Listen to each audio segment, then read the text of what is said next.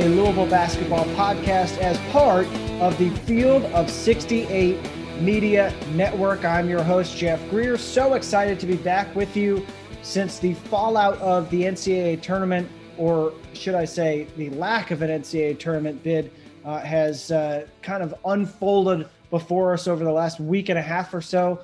I thought this week we might have somebody on who could help us sift through the assistant coaching challenges and issues that Louisville, I shouldn't say challenges, but the things that they're going to be looking for, and maybe some names that we could look forward to hearing about for the openings, as well as talking about the transfer market and recruiting.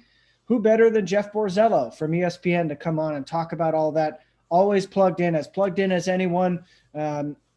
He fills us in on a couple of different things to do with the assistant coaching side of things, as well as the names in the portal and where Louisville may look. Now, we talk about it at length in the podcast. I will say, I know Louisville is looking for guards. They don't know yet what the plans are for David Johnson and Carlik Jones as of this recording, which of course, everything can change so fast. Malik Williams returning does give Louisville a little bit more flexibility in the transfer market and what it's looking for. I would expect there to be at least one more opening, maybe two. Right now, there's only an opening for this coming season scholarship-wise. So I don't know if that means necessarily that they would only want to go get a graduate transfer or not, because every year you figure it out. And I would think that someone like Sam Williamson, if he does come back to school this coming season, I have no reason to think he wouldn't, outside of maybe putting his name in the draft pool and seeing what might be out there for him. I would think he might be a 3-and-done type guy for Louisville if he comes back. He needs to improve his three-point shooting to be a small forward at the NBA level, but he's got just about everything else going for him. So a big season potentially for him coming up, a big off season as well. So Louisville wants ball handling guards. I can only base this off of what I have seen and been told by people who know a lot about this. El Ellis is a big get for Louisville and is going to be an impact player for them next season.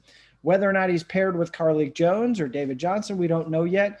But I would assume that Louisville is going to go out and try to find at least some depth at the guard position. We don't know what Josh Nickelberry and his plans are for next season and this offseason either. So between those three, Jones, Johnson, and Nickelberry, that's 3 of the 4 guards currently slated to potentially be, I guess, on the roster next season, or at least 2 of those 3, with Carlik Jones being a graduate transfer himself. Malik Williams coming back changes the complexion a little bit for Louisville because, and I get to this with Jeff a little bit too, so I don't want to repeat myself, but basically now you've got a starting center if he's healthy. If he's not healthy, you probably need to have a bona fide backup. We don't know what to make of Roosevelt Wheeler. He's had Achilles issues. He's had a knee injury in high school. He didn't play his senior year because the Richmond Public Schools just decided to not have a basketball season for COVID-19 reasons. So really, Roosevelt Wheeler's a little bit of a wild card.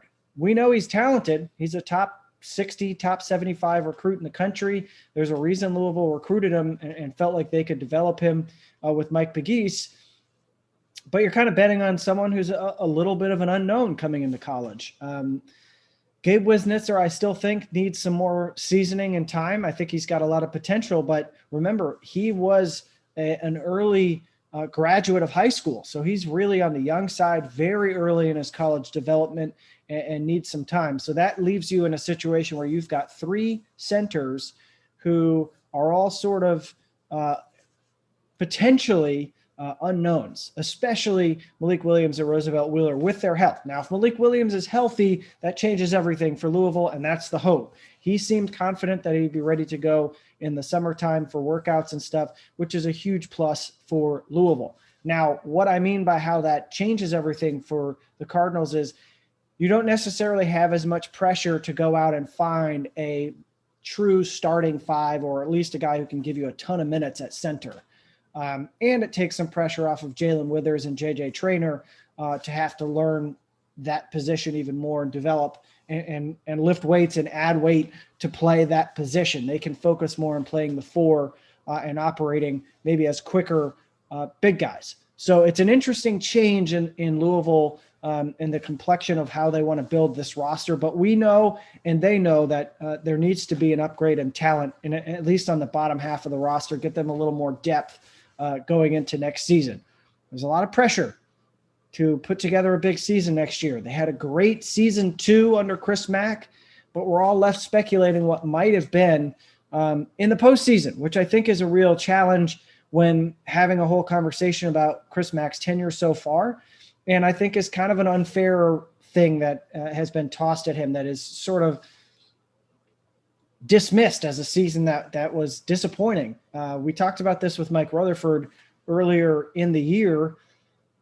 And I don't know. It's hard to evaluate Chris Mack's entire tenure knowing that one of those seasons, their best season, ended so abruptly.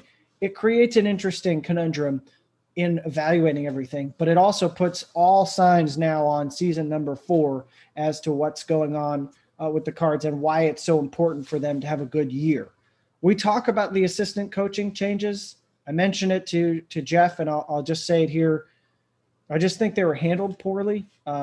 Outwardly, from an outsider looking in, just seems like from a PR standpoint, it just wasn't handled very well. And I don't think anyone would disagree with that. And the signings, parting ways, so to speak, was, to me, part of the process of trying to rebuild the back end of your roster and have guys who are ACC ready on day one. You just don't know with freshmen. It's been the weirdest offseason and recruiting, or I shouldn't say offseason, but cycle, I guess, the last year. It's been really odd with recruiting because they haven't been able to go out and look at these guys in person and truly get a feel for them. And we talk about all of that in the podcast. So subscribe to my new newsletter, the Floyd Street Tribune. Just go to jeffgreer.substack.com. It's $7 a month. If you want to join the Zoom happy hour that I have bi-weekly, you can pay $90 for the year, $75 just for the straight up year subscription, which I believe adds up to about $10, $15 worth of savings over the course of the year. So, hey, it's a decent deal. And I try to jam pack stuff in there. This week's newsletter talked about the assistant coaching changes, talked about the transfer market and who's available, what I think of some of the guys who Louisville has been in contact with, talk about Malik Williams and his impact coming back, and to talk about the schedule for next season. So there's a lot of good stuff in there, and hopefully you subscribe. And if not, you can follow me on Twitter at Jeff Greer and find out next time I tweet out any of that stuff to folks and enjoy the newsletter. Also, rate and review the podcast. That's it. That's all I ask. Rate and review it. That's the only way other Louisville fans and other college basketball fans, if they're interested in a Louisville podcast, can go find the podcast and support it. It helps the algorithm, all that stuff. Wherever you subscribe to your podcast, whatever platform, if that's an option, go leave us a rate and review. And last but not least, subscribe to the Field of 68 YouTube channel. There's all sorts of great NCAA tournament stuff up there now, March Madness memories, including Milt Wagner and Purvis Ellison talking about the 86 squad, which is super, super cool. And a great thing for Louisville fans to look at, as well as Luke Hancock talking about the 2013 squad making its run to the national championship. So a lot to enjoy between those two, in addition to all these other great podcast episodes. Of course, dual video podcast recordings. Just don't watch the Scotty Reynolds one. Nobody needs to watch that. That's a terrible game that no one should ever talk about again. When Villanova beat my alma mater on a layup at the buzzer. We don't like to talk about that. Probably one of the worst days of my life as a sports fan. Definitely the worst day of my life as a sports fan. And nevertheless, I persist. Jeff Borzello is the guest this week. Let's rock. From a remote location in parts unknown is Jeff Borzello joining us. You'll never guess where I am. Nobody will ever know. A nondescript place that may or may not have college basketball games occurring there in the very near future. Welcome to the show, man. Thanks for coming on. It's been a long time coming. I've been looking forward to the invite for so long. I'm glad it's happening after the season ends. That's great for me. Thank you. If there's one person who I want to talk about coaching carousel, transfers, We call it the scuttlebutt, the scuttle, Yeah. the gossip mill in college basketball. It's Jeff Borzello. We don't call it the gossip mill, but we call it, I like scuttle. I like transfer market. I mean, transfer market's fine. We could do that. That's true. All right. So we'll start today's show talking about Thomas Tuchel and his hiring at Chelsea and what that, no, Jeff, I appreciate you coming on. Everyone else has shut it down already. We're done. We're yes, finished. we have. Yes, it's already been moved on to the next episode of Up and Vanished, which I'm currently still listening to. I put you on for that. Yeah, you did. We've got a lot to talk about, and as I'm sure you have picked up over the last couple of days, and now actually a week plus, the buzz in Louisville has been mostly about the two assistant coaches who were let go, and Luke Murray and Dino Gaudio, as well as the two signings who were, we'll call it a parting of ways from their letters of intent. In Bobby Pettiford and Eric Vanderheiden. And so Louisville now, with Aiden Gahan transferring, is starting to move into what every other school in the country is doing, basically trying to make room to go out and be active in the transfer market. So let's start there, because I know you're plugged into that as much as anyone.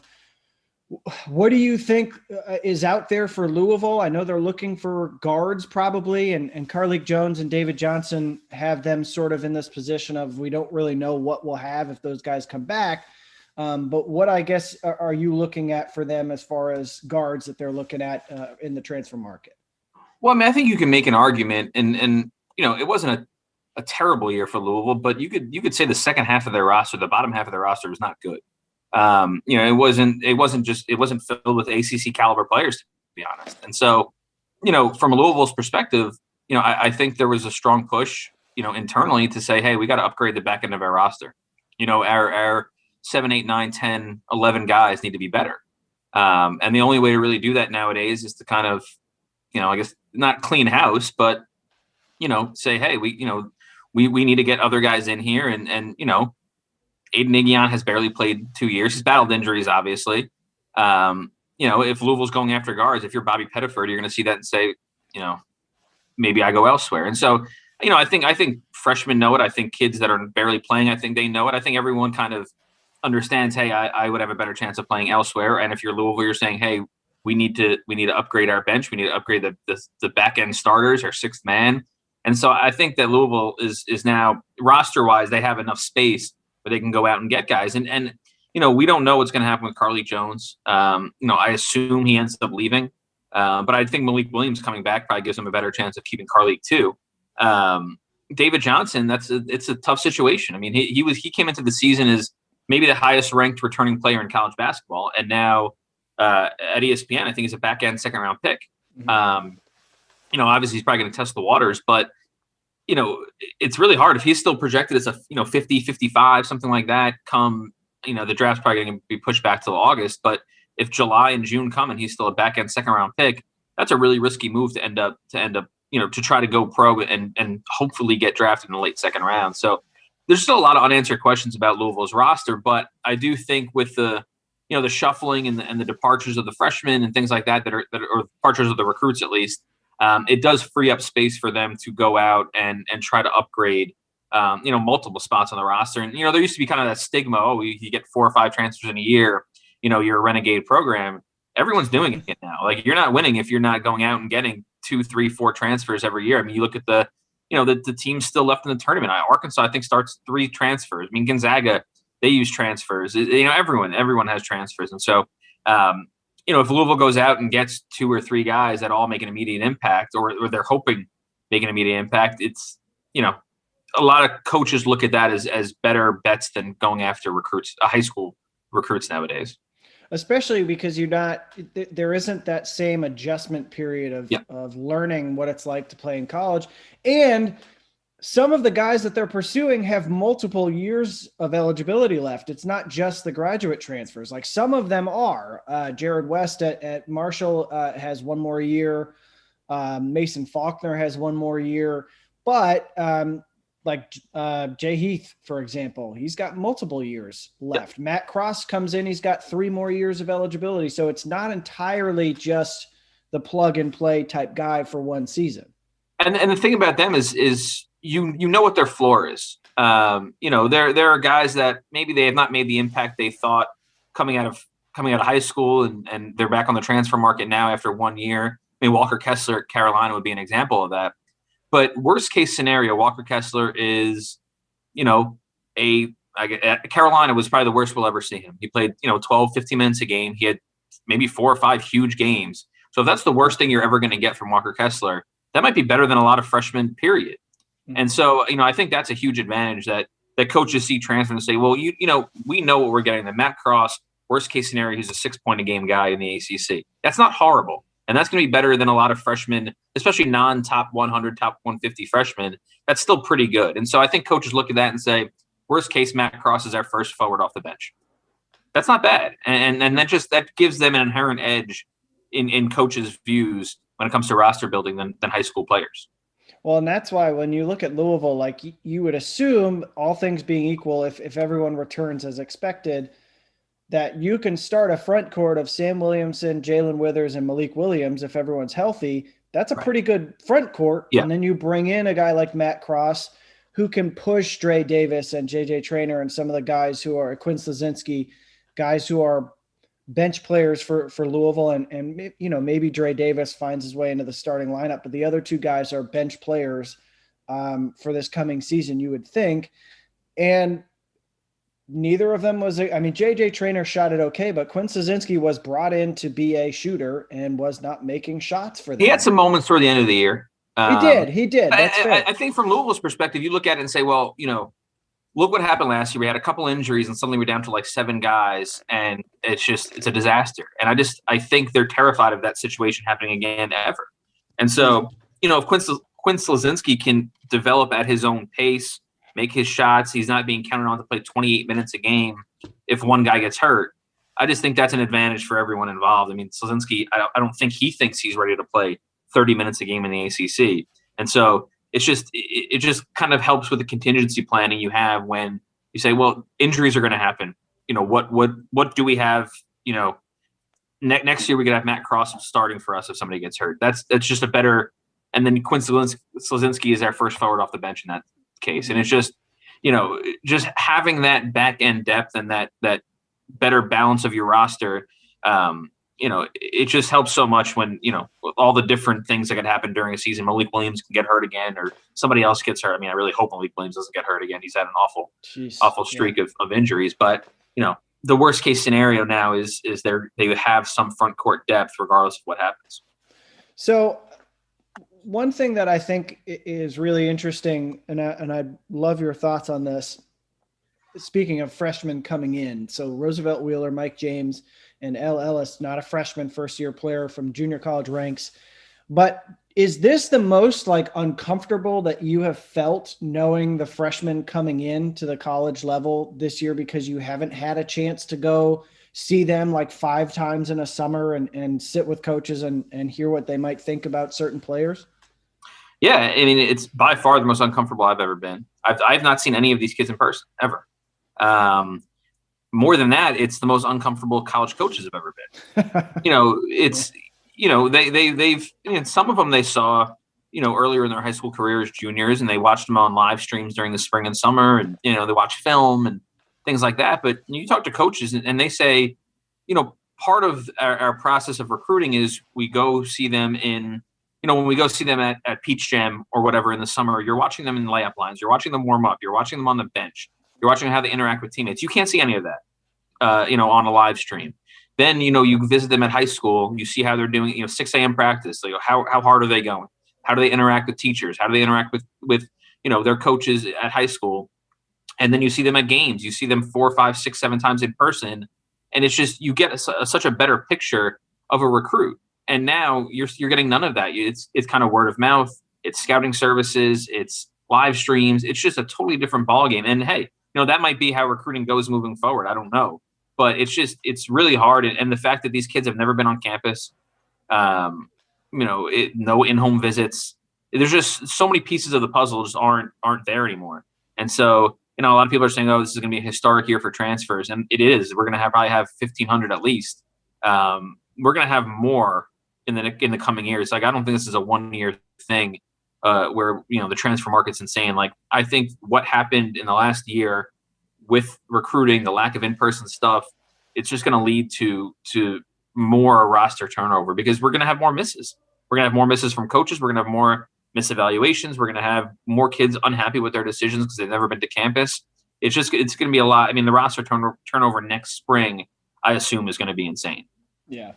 Well, it makes a lot of sense. Like you said earlier, it makes a lot of sense for coaches they can go on Synergy and they can watch an actual college player and a bunch of their clips. They can talk to coaches from that conference and say, what did you see from this kid? I mean, if they really want to get to those levels of scouting, I'm sure some of them do, but like, you can't do that with a high school kid. You just can't. And I had a coach tell me, a Power 5 head assistant coach said, I haven't talked to a high school kid in a year. He says, if I see a kid, he said, if I see a potential grad transfer in the Sun Belt and he goes and puts up 28 at Texas State or whoever, like, that's on the road at the first place team in the league. Like, that can translate. Like, what that player can do at the college level. Obviously there's going to be some questions about what it can do from the low major, mid major to high major, but somebody that can go out in a tough environment and put up 25, 28 points against a really good mid major team. Like, again, it goes back to the floor. His floor is going to be higher and it's less risky than going after the number 113 ranked kid in high school. Mm-hmm. I'm interested to hear your thoughts on the assistant coaching options. Like, the carousel is spinning ever so quickly now. And although it does seem like it's been on kind of a pause for the past week, there's a lot of flurries of rumors without anything actually happening. Yeah, flurries, yes. Yeah, that's true. It's just little sprinkles, like my little 4-year-old niece says. That's why the ice cream cone has an umbrella, because there's always a chance of sprinkles. But that's what she says. That's her thing. That's one of her jokes. Yeah, it's a pretty good joke. But we're talking about the Marquette job will presumably create movement because they'll probably want to hire a head coach from somewhere else. Obviously, the Indiana hire is a big deal. Who like Ben Johnson adds on his staff at Minnesota. I mean, there's just so many ramifications for Louisville. The thought. Everyone has had the same thought that Cahill Fennell, the director of basketball operations, will probably be elevated to assistant coach. For those who don't know, he was an assistant at Portland State and previously had worked at the D2 level and played out in California. So maybe would be considered a West Coast guy for them potentially, but the players know him. He handles all of their recruiting internally, like in terms of setting up visits and all that stuff for once guys are on campus or making virtual visits. So he has that level of connection to the program. So it makes sense when the Dobo gets promoted. Do you have a sense on the other spot? Everyone's been kind of rumbling about John Brannon if things go south, even more so at Cincinnati, but I kind of wonder if Louisville would be willing to make that hire, considering the cause that might end up being why he's no longer at Cincinnati. Well, the thing about Brannon is again, he's still the head coach at Cincinnati. It's only year 2. If they get rid of him, they owe him, I think, $4.5 million. If you're John Brannon and you get fired, take a year off, count your money. Like, that's the same thing with Archie Miller and Wojo, guys like that. Like, and that's Archie Miller and Wojo. They could probably get a mid-major head coaching job right now if they wanted to, but why? And so if you're Brannon, do you really want to become a high major assistant coach instead of, just sitting at home and having $5 million in the bank? Like, it seems, I don't know. I'm not going to say far-fetched. It seems, there are some conversations I'd imagine that would have to be had. Like, for John Brown, like, does he want to do it? And like you said, does Louisville want to hire a guy fired after 2 years because of player unrest? Mm-hmm. And again, he's still there, and I don't know if he's. And from everything I've heard, nothing rises to the level of firing him for cause.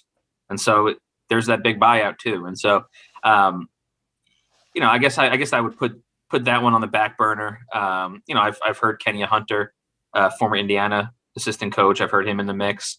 I think that they could wait and see, like you said, there's going to be other movement. There's going to be other assistants come available. I don't think they're in a rush. And usually right now you say, hey, we got to get a third assistant so we can get them on the road in April. There's no road in April. You're sitting at home. You get them online in April. Right. You could hire whoever you want and say, hey, turn your laptop on on April 25th. Like, there's no rush. And so I think they're going to take their time and kind of assess who else is out there before making a decision. Your laptop is moving, Jeffrey. I need you to slide it down a little. It's moving? Bit. The camera just moved so your chin gets cut off, and I want people to see the there you go. Look at that chiseled chin. It looks great. Certainly not chiseled. But no, that's well.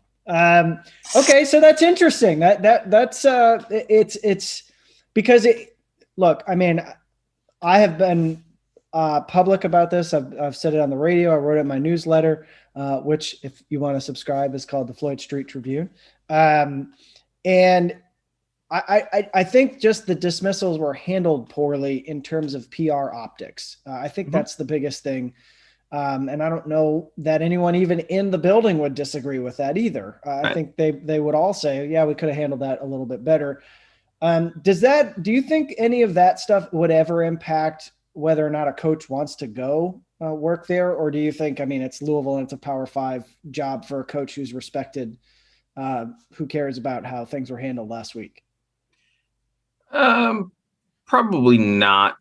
I think there are some, I think you've talked about it, and I don't know if you've written about it, but, Louisville not making the tournament this year made the Louisville fan base not happy. Mm-hmm. And so anybody that takes over is going into next year knowing, hey, we got to win this year. And maybe if we don't win, I don't know if Matt gets fired or something like that, but, it's a pressure situation. Mm-hmm. And so that, to me, that would be the thing. If I'm an assistant, that's what I'm looking at and saying, all right, well, I got to go somewhere, and I know that I have to bring in some players and I have to do this and that because we have to win in year one. Mm-hmm.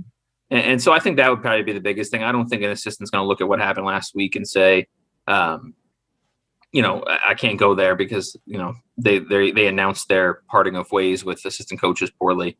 I think, it's the pressure of next year, and then the elephant in the room of NCAA stuff. I think those would be the two things that a coach would want to answer or have an answer to, or have some thoughts about, at least before taking over. Yeah. And it's such a bizarre situation at Louisville because of the NCAA stuff just kind of looming. And like, I don't ever feel like bad necessarily for coaches when they're making $4 million a year, but Mac could have really, in theory, he should have goodwill in the bank because they went 24-7. And I've talked about this a few times in his second year with the group that he inherited. They missed winning the ACC regular season, first place. I know that's not technically a title, but finishing first in the ACC by a couple of minutes, as Chris has mentioned, close game against Virginia late in the season. So people here, fairly or unfairly, how intense these fan bases are in this part of the country. It's almost like Louisville lost in the first round with a team that was 24-7, the way that they treat Chris Mack's tenure. I think that almost kind of, I know it's not an Indiana podcast, but I think, Indiana would have made the tournament last year. Mm-hmm. If they get in the tournament and they win a game, does Archie still have the same sort of, is he fired right now? Mm-hmm. I think people almost throw last year out because there was no postseason. Mm-hmm. If Louisville gets to the Sweet 16 last year, which they very well could have, is the fan base as upset this year? It's probably not. Maybe they are. I don't know. But it's maybe fascinating to me that last year is almost thrown out when you consider pretty much anybody's job status now. It's just they'd kind of remove it from the equation. Mm-hmm. So when we're talking about filling out staff, and you mentioned there's not as much rush. How much, in past years when we don't know yet what's going to happen at Texas or places like that are everyone's rumbling about it, maybe something happens, how much do you think head coaches who need to fill spots on their staffs wait to see what happens through the tournament, to hear which assistants might be available and stuff like that? How much do you think they wait versus just trying to go out and find people as quickly as possible? I think in the past there's been more of a rush. I mean, like I said, sometimes you want to get guys in place for the April evaluation periods, which is usually like April 12th ish, like the second weekend and the fourth weekend in April. And usually, if you're a coach down during that period, you're kind of at a little bit of a disadvantage from bouncing around the country and seeing guys. So I think in the past there's been more of an urgency to fill your staff out. Now, like I said, there's no rush. It's if a guy takes over in May, he takes over in May. So I think this year there's more of a let's see what happens. Let's see if anything else opens. Let's see if any assistants kind of want to get out of their current spot. I think there's a lot more patience now. I just don't sense the urgency. And to be honest, I don't really sense the urgency from athletic departments to hire head coaches either right now. That's true. It seems like everything's slowed down just a little bit. And again, the tournament is a big factor in that. Schools that want Porter Moser, they're gonna have to wait till Porter Moser loses to hire him, and that could have slowed down the Indiana search. And so it seems like there's just a lot of a confluence of things. The tournament, the lack of a April evaluation period. It just seems like everything's kind of slowed down just a little bit this year. Yeah. What a weird cycle this has all been. Yes. I mean, and I mean, the Indiana situation in particular, I think just threw like the biggest dude in your friend group cannonballing into the deep end of the swimming pool. Like what a change in all of this, because originally we were thinking like, yeah, Minnesota's a pretty good job. And, Marquette's a pretty good job. And I think that one was probably surprising to at least some people. Yeah, there was a long stretch like leading up to the carousel. I mean, like I thought Utah could open. I thought Marquette could open. I thought Indiana could open. Mm-hmm. But I was like, right now Minnesota is probably the best job that's going to open. Mm-hmm. And now it's like third best. And they hired, an assistant coach at Xavier. It's like they didn't have first choice of who they wanted. Now, I don't know who their first choice was, but it's not like they were the belle of the ball for coaches looking to make a move now.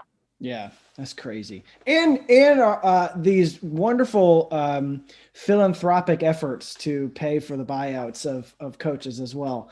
That is one thing that I think at Louisville is interesting. That some of the boosters are frustrated, and it almost has nothing to do with Chris Mack, but he's the head coach. And so it kind of bubbles up to his level where boosters who there's one booster here in town who has been frustrated with the former chairman of the board of the trustees. And there's people who are big time, close followers with Rick Pitino and knew Rick Pitino really well, who are still mad about how that whole situation played out. And it just creates a challenging situation for coaches to inherit. So I'm interested to see how Chris Mack continues to navigate those waters. I know it's not a whole lot of fun. Last couple things then. By the way, Qudus Wahab from Georgetown just entered the portal. I wonder if that's somebody Louisville would go after. It's, DC-ish guy. I mean, he averaged 13 and 8 in the Big East. I don't know. Sorry.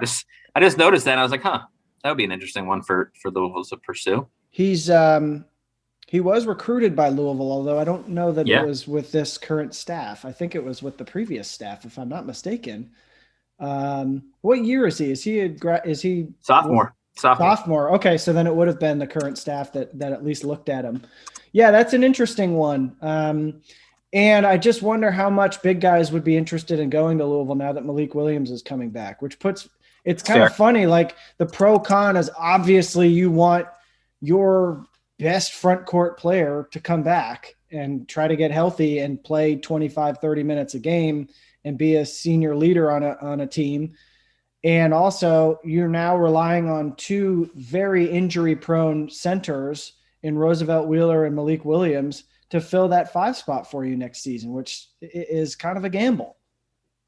Yeah. I mean, the Roosevelt Wheeler, I don't know how his recovery is going, but the transition for freshman big guys is usually pretty difficult as is. Mm-hmm. Didn't play a senior year of high school, coming off a pretty serious injury.